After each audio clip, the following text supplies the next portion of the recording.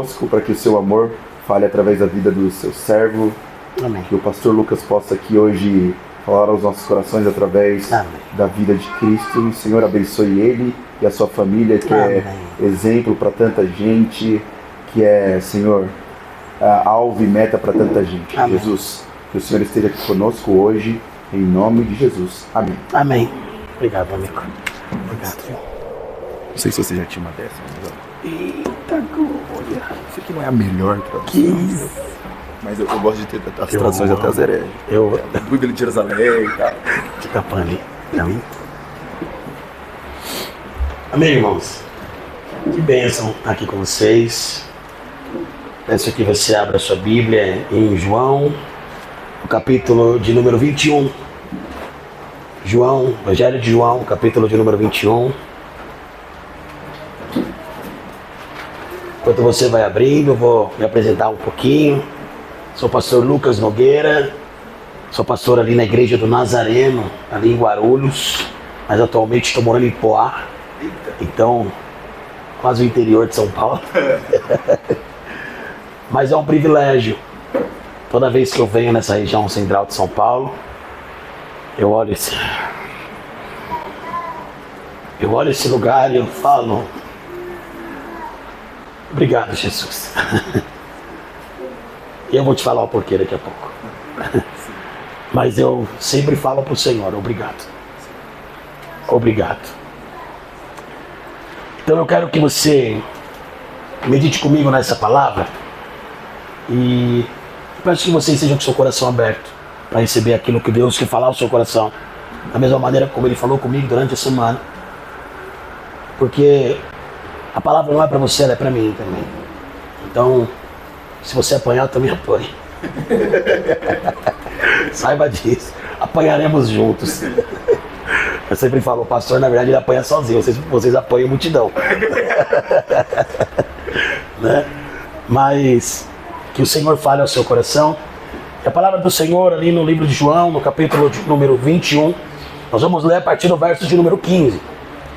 E a palavra do Senhor, ela fala da seguinte maneira: depois de terem comido, Jesus perguntou a Simão Pedro: Simão, filho de João, talvez na sua versão está filho de Jonas, filho de João, amas-me mais do que estes? Ele respondeu: sim, Senhor, tu sabes que te amo. Então ele lhes disse: apacenta as minhas ovelhas.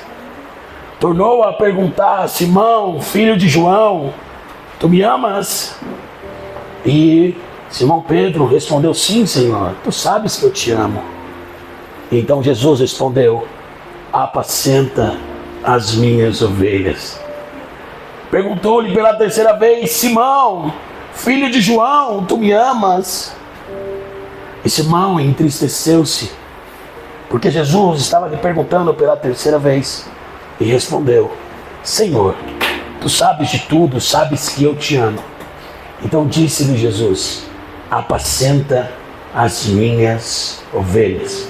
Verso 18: em verdade te digo que quando eras mais moço, te vestia a ti mesmo, e andavas por onde querias, mas quando fores velho, estenderás as mãos e outro te vestirá e te levará para onde não queres. Amém? Obrigado, Jesus, essa é a tua palavra. Obrigado porque o Senhor nos direcionou nessa manhã a estarmos aqui juntos. Obrigado porque o Senhor tem nos conduzido e direcionado todas as coisas. O Senhor é Deus sobre tudo e, Senhor, se faça presente neste lugar, que não haja nada do Lucas, porque eu não sou nada, Senhor. Mas que o teu Espírito Santo fale aos nossos corações. Em nome de Jesus, amém? Aleluia. Eu quando vi um Reels, não é Reels, acho que é Reels, não sei. É um pedacinho que eu vi que o pastor Diego Vinícius aqui semana passada, eu mandei uma mensagem para ele na hora. Eu falei: que mancada, Daniel, me colocou depois de você, é muito mancada. Falei: é muito mancada. Então saiba que hoje, o pastor de vocês também é uma bênção, o pastor Diego também é uma bênção. Então eles têm uma picanha, eu tenho só um arroz e feijão. Mas tenho certeza que sairá daqui olhando e falando assim: ufa, pelo menos eu me alimentei. Amém, irmãos? Vamos falar um pouquinho sobre a vida de Pedro. E essa é uma mensagem que fala tanto ao meu coração, porque a vida de Pedro é tão engraçada, né? Você olha aquele cara que você fala, meu, cara bravo. Talvez na linguagem de alguns psicólogos, o tal do sanguíneo, né? E você fala, meu Deus, olha o Pedrão aí. Olha o Pedrão. Mas, para te contextualizar um pouco sobre aquilo que nós vamos falar, nós lemos o Evangelho de João. O Evangelho de João, ele faz parte de 4 evangelhos da Bíblia. Eu quero só te trazer ao mesmo ponto que eu. Então, nós temos Mateus, Marcos, Lucas e João. Os 3 primeiros evangelhos são chamados de evangelhos sinóticos. Por que sinóticos? Porque eles se parecem. Então, no grego, ele é traduzido dessa maneira. Parecidos, que falam as mesmas coisas, só que em uma linguagem, uma óptica totalmente, um pouquinho diferente. Então é como se eu mandasse um devocional para você, pastor Daniel te mandasse o mesmo devocional com a mesma palavra, e a pastora Vitória te mandasse esse mesmo devocional. Você vai ver que são a mesma palavra, mas com linguagens e maneiras de escrever diferentes. Então, Mateus, ele vem apresentar a Jesus em seu livro como o rei. Marcos o apresenta como servo. E Lucas vem o apresentar como o homem perfeito. E João, ele se distingue de todos esses, porque João, ele vem apresentar o divino, o verbo encarnado. Aleluia. Sim. E isso é poderoso, porque João, ele vai trazer a ideia para nós do sobrenatural. E é nesse ambiente que eu quero que você esteja hoje. Não é mais no carnal. E o homem entra aqui, aí a galera, nós vamos falar assim, é diferente, né? Eu falei, é. E isso é legal, porque esse é o reino. Esse é o reino. O reino do Senhor é feito de diversidades. E a mesa, ela é para todos. Então, quando nós estamos falando sobre os evangelhos e principalmente sobre o livro de João, nós vamos ver que na sua tradução, teólogos não conseguem confirmar, cravar em cima que foi escrito por João, mas a própria palavra diz, nós lemos em João 21, 24, vem dizer, e é esse o discípulo que dá testemunho dessas coisas, e as escreveu. Então aqui há uma prova irrefutável que foi João quem escreveu esse evangelho. E é importante eu te falar isso, porque quando nós lemos a Bíblia, nós temos que ler com muito carinho. Porque você precisa comparar aquilo que você está lendo. O pastor Daniel brincou aqui comigo falando assim, até umas Bíblias meio herege. É verdade. Porque se você lê qualquer coisa, você às vezes vai levar isso para a sua vida, algo que não é uma verdade. Né? Então é bom você sempre ir fazendo essas comparações. E essa mensagem realmente de Pedro, ela é usada muito em reuniões de liderança, de pastores, mas eu quero hoje trazer para nós. Sabe por quê? Porque há momentos em que na vida o Senhor quer falar conosco uma palavra de exortação. Mas há momentos em que Ele quer nos dar uma palavra de encorajamento. E essa é a nossa vida natural. Eu com os meus filhos, é automático eu olhar para o Gael e tem hora que eu vou fazer o carinho. Mas tem hora que eu preciso olhar para o Gael e fazer a correção. E assim é a vida do cristão. Então o Senhor hoje, Ele quer te encorajar, mas ao mesmo tempo Ele quer te restaurar. E para que haja uma restauração na minha e na sua vida, às vezes Ele precisa também puxar um pouquinho na nossa orelha. Sabe o bate a sopra? É isso que o Senhor vai fazer conosco nessa manhã, nessa tarde já. Amém? Mas quando nós falamos de restauração, eu não consigo olhar para outra vida a não ser de Pedro. Quem era esse homem? Quem era esse homem que foi discípulo, que foi apóstolo de Cristo e líder entre eles? Quem foi esse homem que abre as portas do Evangelho para judeus e para gentios? Quem foi esse homem que pregava o Evangelho e os corações se derretiam? Quem foi esse homem que oravam pelos enfermos e eles eram curados? Quem foi esse homem que depois de sua restauração, ele não temia mais o martírio? esse homem não é simplesmente um homem, ele é um emblema. É um homem que é um símbolo. Aí que agora está a surpresa de quem sou eu e quem é você. Pedro é a imagem de que eu e você nós somos. O sangue de Pedro corre na minha e na sua veia. Pedro é esse homem que é um símbolo de grandes escaladas, mas também de grandes quedas, de grandes avanços, mas também de grandes recuos, de promessas de total fidelidade ao Senhor. Só que depois de uma negação vergonhosa, Pedro é capaz de uma fé tão grande que o faz andar sobre as águas, mas pouco depois se atemorizar e se afundar nelas. O homem que é capaz de dizer: tu és o Cristo, o Filho do Deus vivo, e em seguida usado por Satanás, tentando livrar Jesus da cruz. Esse homem sou eu e você. Pedro é eu e você. Porque nós somos a representação de grandes avanços, mas também de grandes recursos. É maravilhoso. O tempo que nós tivemos aqui de louvor e adoração é fantástico. Mas o quanto isso na sua semana vai continuar se tornando real? Sabe por quê? Você quer saber se aquilo que você viveu hoje aqui dentro é real na sua vida? Quando chegar amanhã no seu trabalho, quando na terça-feira na sua faculdade, quando na quarta-feira rolar aquela briga de família, e você ter que se posicionar, porque Deus estava presente. Agora, se você recebeu ou não, aí é com você e ele. Aí é o Pedro na sua vida. Mas acontece algo na vida de Pedro, e é esse convite que eu tenho para você nessa tarde. Porque a vida de Pedro foi restaurada nesse capítulo que nós lemos. E o meu convite para você nessa tarde é: vamos ser restaurados no Senhor. Sim. Vamos ser restaurados. Eu quero sair daqui hoje restaurado, irmão. Sim. Vou repetir para você a mesma coisa que eu falei no começo. Essa palavra não é só para você, ela é para mim. Sim. Ela é para mim, que durante a semana vivi tantos desafios no meu trabalho, com a minha esposa, com os meus filhos. E hoje eu estou olhando para vocês e falando: hoje eu preciso ser restaurado também. Então ele é um convite para mim e para você.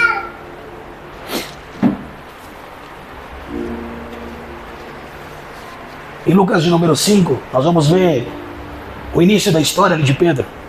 Jesus está chegando até a multidão, com uma multidão à sua volta. Verso de número 1, tá? Vamos ler rapidamente. Aconteceu que, apertando a multidão para ouvir a palavra de Deus, estava ele junto ao lago de Genezaré. E viu estar 2 barcos junto à praia do lago, e os pescadores, havendo descido deles, estavam lavando as redes. E entrando num dos barcos, que era de Simão, pediu-lhes que o afastasse um pouco da terra. E assentando-se, ensinava do barco a multidão. Olha só, a história é muito conhecida. A grande pesca ali. Pedro estava a noite inteira tentando pescar e nada acontecia. Não tinha peixe. Jesus chega com uma multidão. Jesus entra no barco de Pedro e fala para Pedrão: Pedrão, faça um pouquinho. Vai lá. Só um cadinho. Para quê? Porque Jesus precisava entoar a sua voz à multidão. Quando Jesus acaba de falar com a multidão, Jesus olha para Pedro e fala assim: agora afasta mais um pouco e joga a sua rede.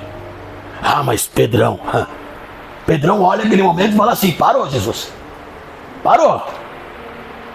Você pode entender dessas coisas aí de falar do seu nome, mas da pesca quem entende sou eu. Eu sou pescador há muitos anos. Como você quer que eu jogue a minha rede ali? Sabe? Isso é um retrato de quem eu e você nós somos. Porque quando nós caminhamos em nossa vida natural, quantas vezes eu e você nós falamos: Senhor, até aqui você pode mexer, mas essa outra área quem entende sou eu. Talvez há lugares no seu coração, na sua vida, em que você ainda não foi restaurado. E nessa tarde o Senhor quer restaurar o seu coração. Há lugares na sua vida que talvez, assim como Pedro, você ainda está olhando e falando: Senhor, não mexe aqui, porque aqui quem entende sou eu. E o Senhor está te olhando e falando: Pedrinho da minha vida, afaste o seu barco, deixe eu te mostrar quem eu sou. E isso acontece, então acontece uma grande pesca. Todos nós conhecemos essa palavra. E eu estou vindo nessa mensagem porque eu só vou retornar aquilo que nós lemos no começo apenas na conclusão da minha fala. Jesus chama Pedro para segui-lo, mesmo em meio aos seus defeitos, mesmo em meio aos suas mazelas.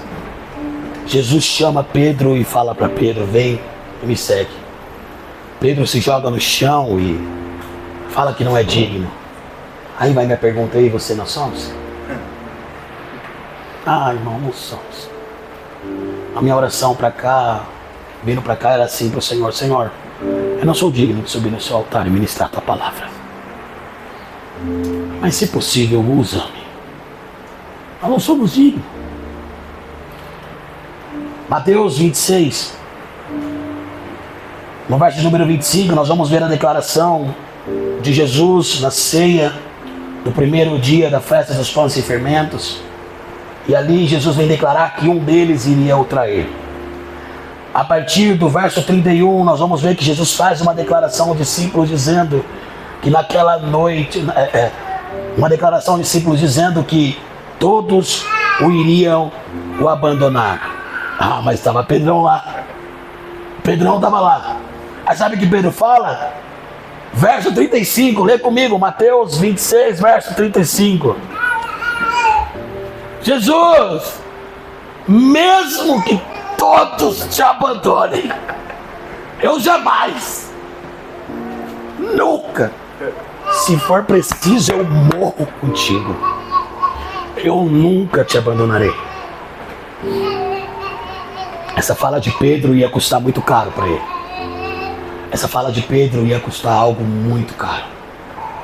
Porque essa fala de Pedro iria o trazer a sua restauração.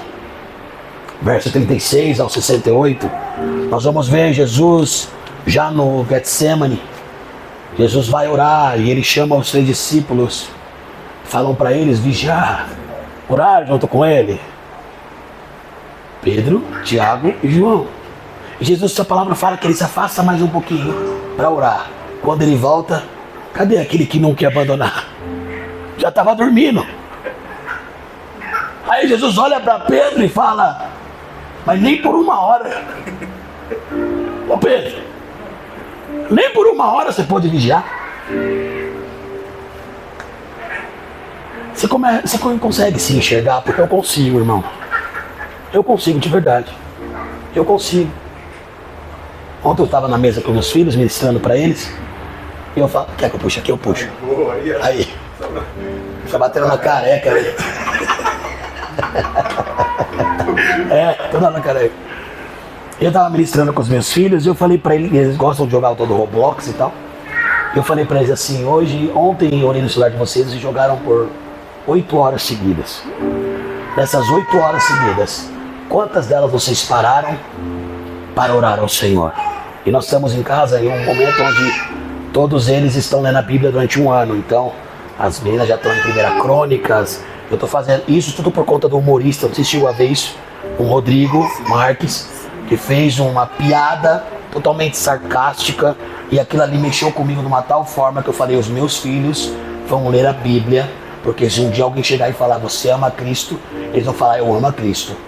Mas você já leu? Eu já li a Bíblia.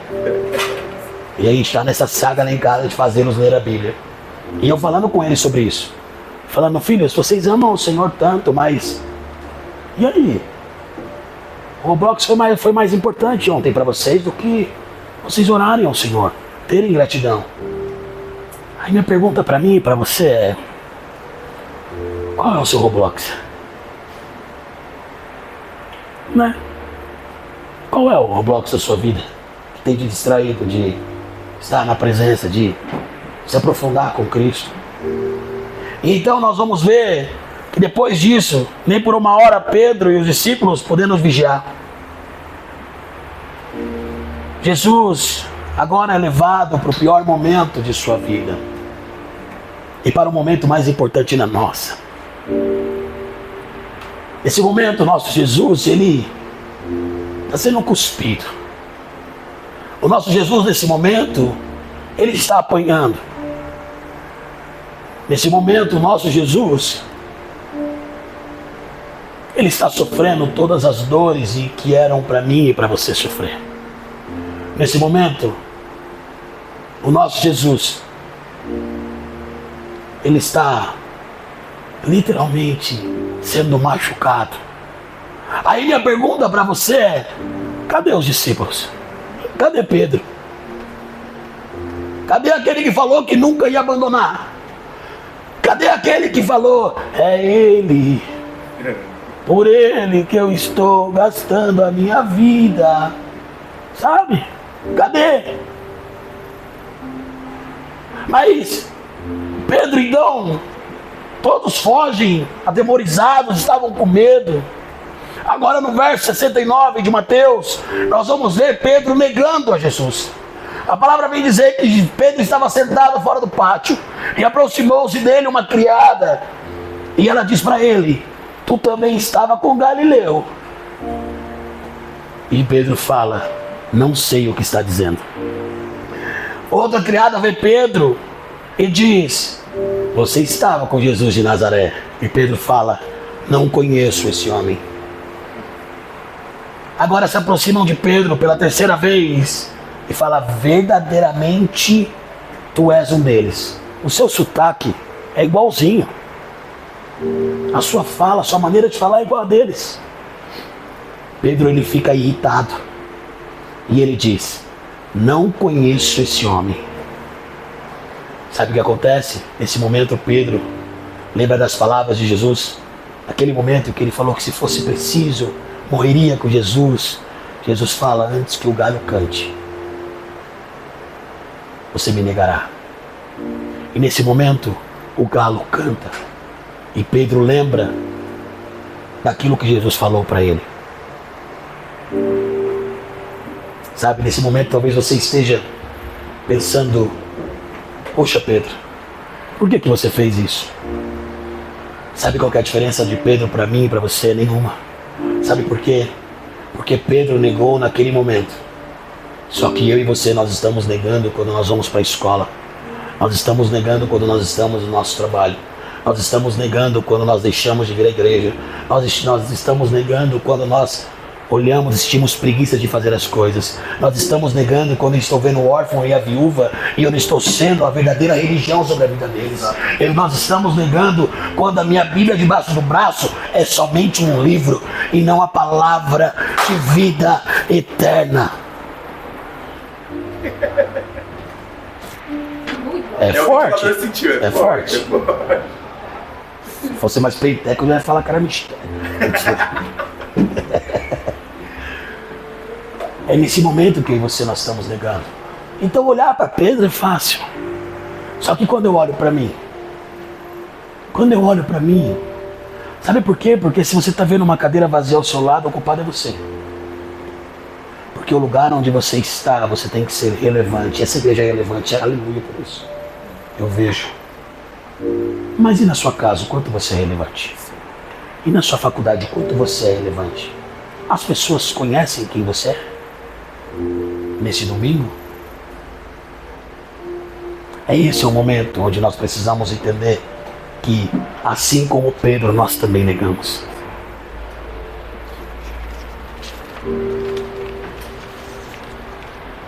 Mas chega um momento onde nosso Jesus ele vai ser crucificado. João 19:30 vem falar que naqueles últimos momentos, tendo provado, Jesus disse: Tetelestai, está consumado. Ele disse para mim e para você: dívida paga. Eu e você negamos. E Ele, com amor, olhou para mim e para você: eu pago toda a dívida.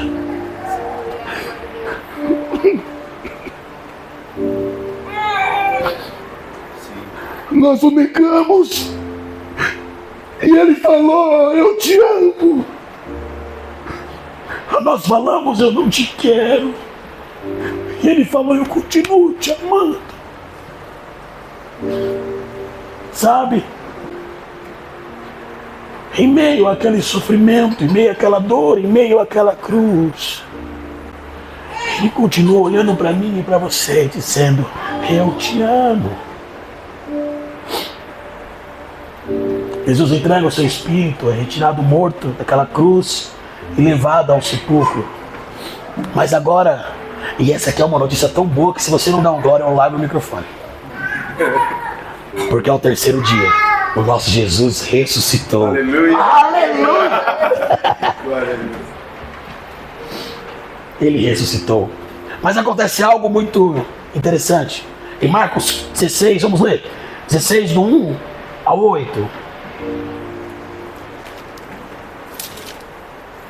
Marcos 16, do 1 ao 8.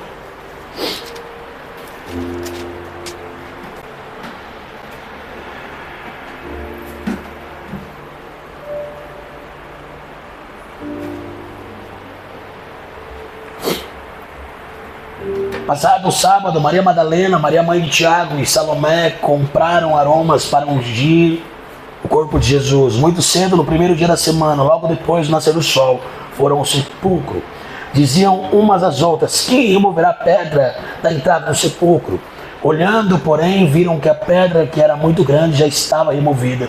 Entrando no sepulcro, viram um homem assentado à direita, vestido com um manto branco, e ficaram espantadas. E lhes disse: não vos assusteis, buscais a Jesus o Nazareno, que foi crucificado. E elas disseram, e ele disse: já ressurgiu, não está aqui, vede o lugar onde puseram. Agora, verso de número 7. Ide, porém, dizei aos discípulos. E quem também? É ele de novo, pastor. Pedro não era um discípulo. Mas por que há essa especificação? Dizer aos discípulos e a Pedro. Então ele está olhando e falando assim: vai lá em Pedro. Ó, avisa os discípulos. Mas por favor, vai até Pedro. Sabe por quê? Porque Pedro estava vivendo o pior momento da sua vida. O capítulo que nós lemos, e agora nós vamos entrar no capítulo em que nós lemos, que é João 21, é o momento onde Pedro, ele está totalmente mal. Ele está vivendo o pior momento da sua vida, porque tinha se acabado tudo. Ele tinha negado aquele que jurou amor eterno. Pedro estava vivendo um momento onde ele tinha aberto mão de todos os seus ministérios, ele tinha aberto mão de tudo, ele tinha aberto... Não tinha mais nada na sua vida. Aí sabe o que Pedro faz? Ele volta para o mar. Ele volta para o lugar da onde ele saiu. Ele volta a fazer as mesmas coisas que ele fazia antigamente. Só que acontece algo sobrenatural novamente. Porque Pedro não está pescando nada. De novo, Pedro não está pescando nada. E à beira do mar, naquele momento, eles estão lá no mar. E Jesus aparece. E lá da praia, Jesus grita assim: ô filhinhos! Filhinhos! Tem alguma coisa para comer? Aí eles falam não. Aí quando eles falam não, João reconhece a Jesus. Pedro está nu, veste uma capa, se joga no mar e vai de encontro a Jesus. Eles almoçam. Mas após esse almoço, Jesus agora precisava restaurar a vida de Pedro. Jesus agora precisava curar a vida de Pedro. Eu não sei como você entrou aqui. Eu não sei porque o Senhor me trouxe a trazer essa palavra para você. Eu sei que se você veio, a palavra é para você. Em algum aspecto da sua vida, eu não sei em qual, mas é para você e é para mim. E naquele momento, Jesus, ele está olhando para Pedro. Eu imagino Pedro nesse momento olhando envergonhado, falando assim: Jesus vai meter a mão na minha cara. E ele vai falar para mim: Pedro, é um vacilão. Jesus vai me xingar e tudo que é nome. Aí Jesus olha para Pedro e fala: Pedro, tu me amas?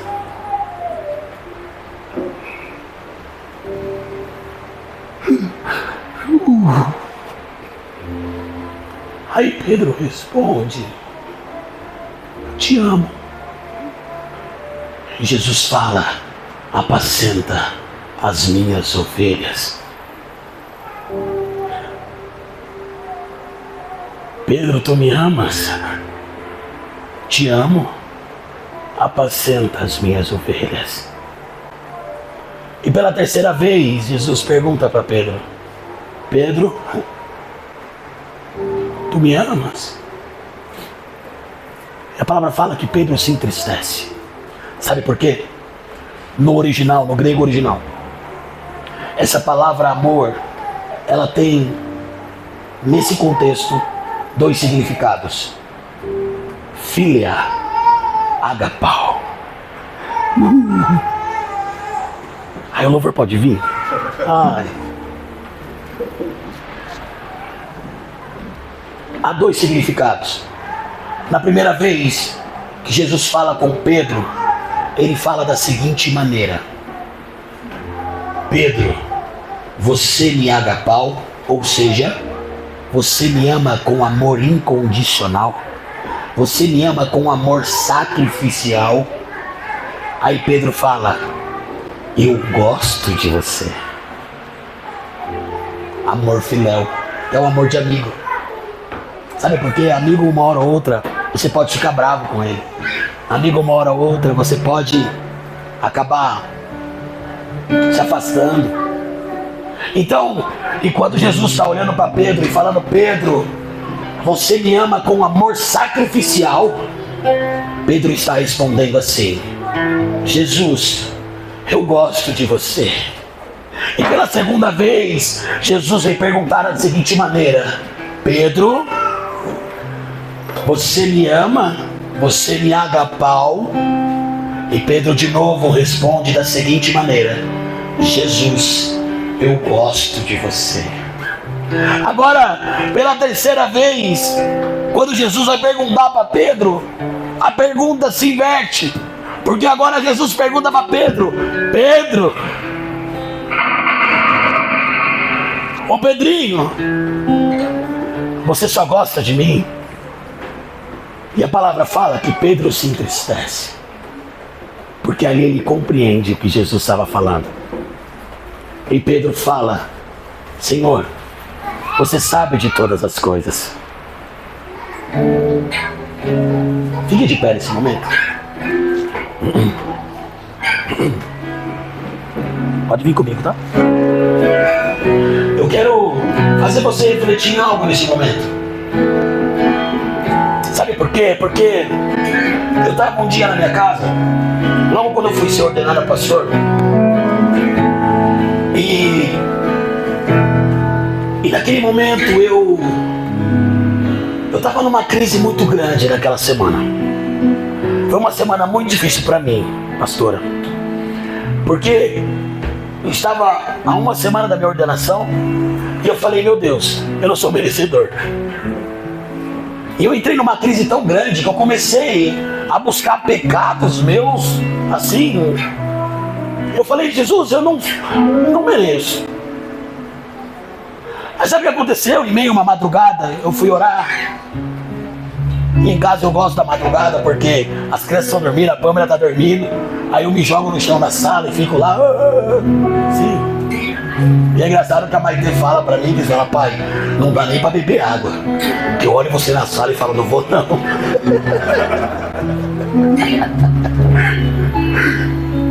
E eu estava em meio a essa madrugada. Eu estava vivendo esse momento. E quando eu estava nesse momento de olhar para o Senhor e falar, Senhor, eu não sou digno de ministrar a tua palavra. Aí o Senhor me levou a essa mensagem de Pedro. Presta atenção aqui em mim. Ele me levou a essa mensagem e ele falou para mim da seguinte maneira, Lucas, tu me amas?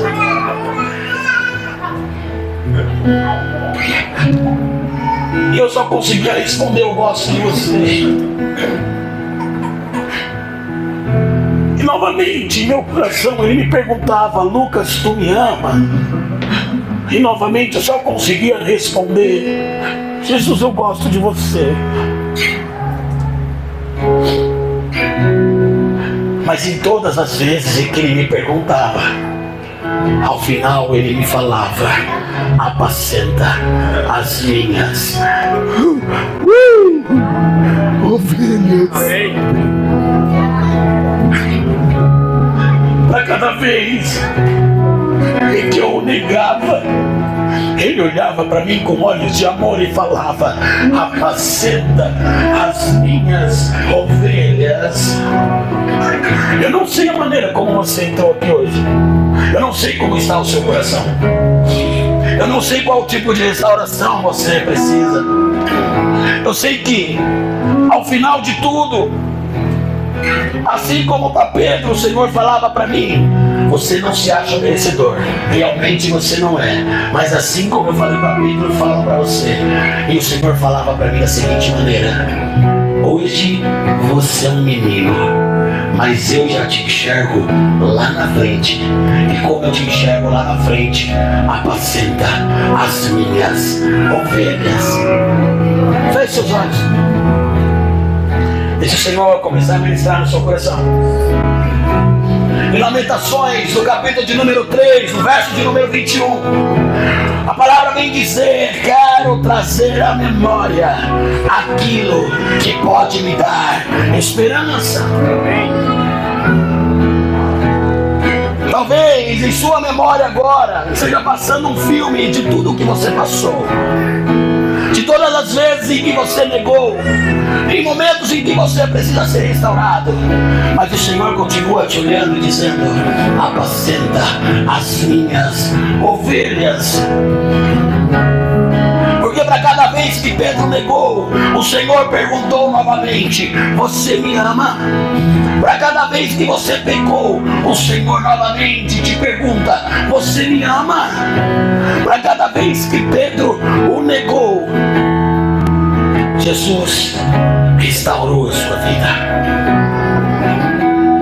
Eu não sei como está na sua casa, não sei como está no seu trabalho, eu não sei como é a sua vida familiar ou sua vida conjugal, eu não sei como está a sua vida ministerial, mas o Senhor está olhando para você e dizendo, eu te amo com amor sacrificial.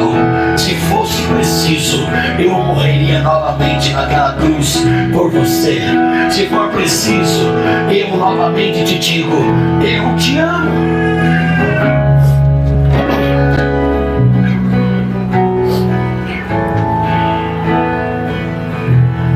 Deixe o Senhor restaurar a sua vida. Deixe o Senhor tocar no seu coração nessa tarde. Feche seus olhos, esse é um momento somente seu e Deus. Eu não tenho muito a te oferecer, mas o Rei dos Reis, o Senhor dos Senhores, esse tem. E hoje Ele quer restaurar a sua vida, assim como Ele restaurou de Pedro. E o Senhor não se importa se você se exerce algum cargo ou não. Sabe por quê? O Senhor, Ele quer cuidar do seu coração. Eu não quero ser conhecido aqui na terra, mas eu quero que o Senhor me conheça lá do céu. Eu quero poder um dia chegar assim como Daniel. Quando o anjo chega a Daniel, a primeira fala do anjo a Daniel não é outra a não ser assim: Daniel, você é muito amado. É por ele que eu quero ser amado. É por ele que eu quero viver a minha vida. Eu que nessa tarde você possa viver essa restauração na sua vida, na sua família, na sua casa. Jesus, nós estamos aqui, Pai. O Senhor conhece cada coração que adentrou neste lugar. O Senhor conhece cada vida que está aqui neste lugar, Jesus. E o Senhor é um Deus soberano sobre todas as coisas. É um Deus que cuida de nós, que toca em nossas vidas. Ah, Jesus, assim como um dia o Senhor restaurou a vida de Pedro, restaura as nossas vidas, restaura a nossa família, restaura o nosso coração, restaura, Jesus, porque nós somos totalmente dependentes do Senhor. A palavra do Senhor em 2 Coríntios, no capítulo 6, no verso 16, vem dizer da seguinte maneira: pois vós sois santuário do Deus vivente. Como Deus disse, neles habitarei, e entre eles eu andarei. Eu serei o seu Deus, e eles serão o meu povo. Verso 18: eu serei para vós Pai, e vocês serão para mim filhos, filhas, filhos e filhas.